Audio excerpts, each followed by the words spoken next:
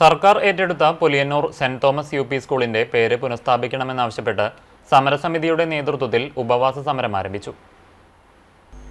1923 ക്രിസ്തീയ സമുദായ അംഗങ്ങളുടെ ശ്രമഫലമായി നിർമ്മിച്ച യു പി സ്കൂളിന് സെന്റ് തോമസ് എന്നായിരുന്നു പേര് നൽകിയിരുന്നത്. 2021 സ്കൂൾ സർക്കാർ ഏറ്റെടുത്തു. 2022 സെന്റ് തോമസ് എന്ന പേര് മാറ്റി പുലിയന്നൂർ ഗവൺമെന്റ് സ്കൂൾ എന്നാക്കി. സർക്കാർ ഏറ്റെടുത്താൽ സാധാരണ നിലവിലെ പേരിനോട് ഗവൺമെന്റ് എന്ന് ചേർക്കാറാണ് പതിവ്. വേലൂർ കിരാലൂർ സ്കൂളിന്റെ പേര് ഇത്തരത്തിൽ നിലനിർത്തിയാണ് സർക്കാർ ഏറ്റെടുത്തത്. സ്കൂളിന് പേര് സെന്റ് തോമസ് എന്ന് നിലനിർത്തണമെന്നാവശ്യപ്പെട്ട് നടത്തുന്ന ഏകദിന ഉപവാസ സമരം തൃശൂർ അതിരൂപത മദ്യവിരുദ്ധ സമിതി ഡയറക്ടർ ഫാദർ ഡോക്ടർ ദേവസി പന്തല്ലൂർക്കാരൻ ഉദ്ഘാടനം ചെയ്തു. സെന്റ് തോമസിന്റെ പേരാണ് അന്നും ഇന്നും എന്നും അവിടെ ഉണ്ടായിരുന്നത് എന്നുള്ളതിനെ പറ്റിയും സംശയമില്ല.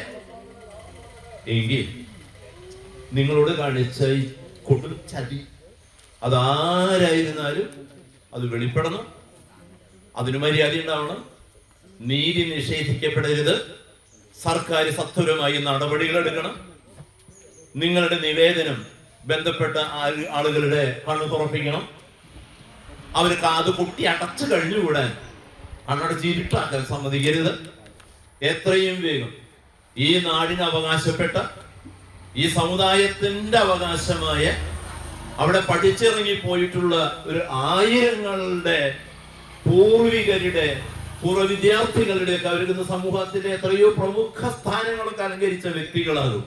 അവരുടെയൊക്കെ സുന്ദര പ്രതീക്ഷകളാണ്, അവരുടെ ജന്മ അവകാശമാണ് ഈ പേര് സ്ഥാപിച്ചു കിട്ടുക.